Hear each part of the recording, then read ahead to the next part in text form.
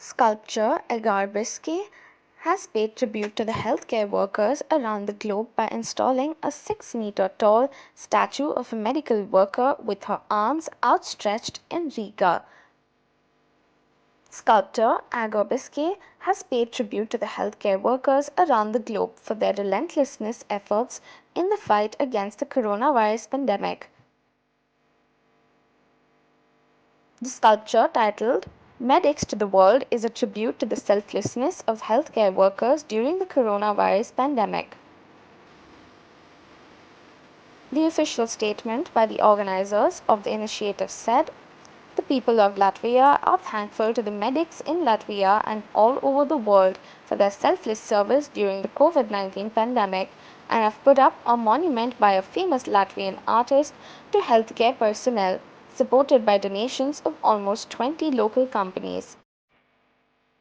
Now the sculpture has traveled to India and will be unveiled on 31st March in Uttar Pradesh's Bareilly.